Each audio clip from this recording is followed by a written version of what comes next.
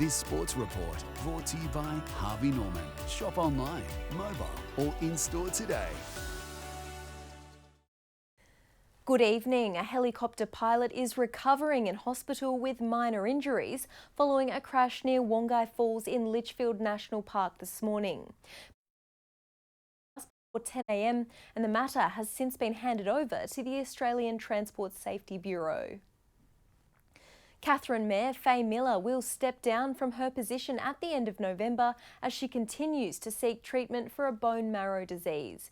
Mrs Miller was first elected to council in 2002 before taking up the role of member for Catherine and later mayor in 2012. I really hope that I can continue in some way in assisting the Katherine region, especially in the tourism sector.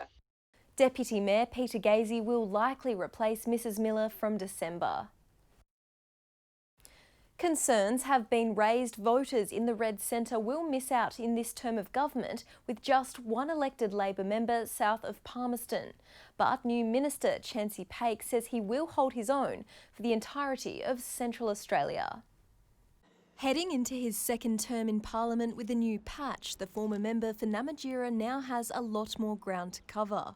Very privileged for the electorate of Gwadja. It's 32% of the Northern Territory's landmass and certainly is a great electorate to get out on the road. It's very diverse. Promoted from the backbench to cabinet, Minister Paik is taking on the portfolios of remote housing and town camps, Indigenous essential services, local government, arts and culture and Central Australia economic reconstruction.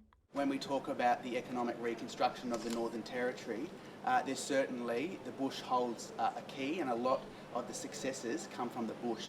But due to the 2020 shake-up, Minister Paik is now the only Labor member representing Central Australia.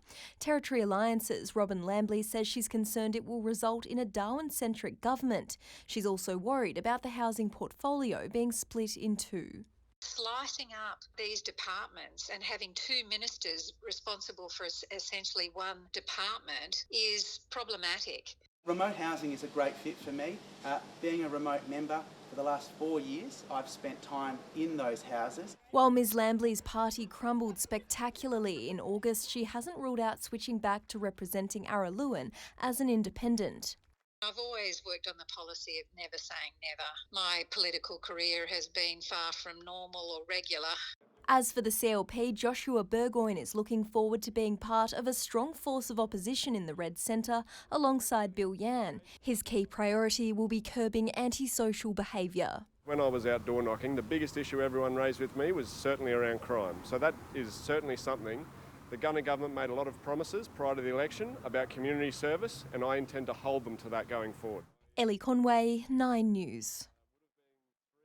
A 6.1 magnitude earthquake was felt in Darwin just before 11 o'clock this morning. The Bureau of Meteorology recorded the earthquake near the Banda Sea, the second to occur this week. But the Bureau says there is no tsunami threat to Australia. Thank you for joining us. To stay up to date, follow 9 News Darwin on Facebook and 9news.com.au.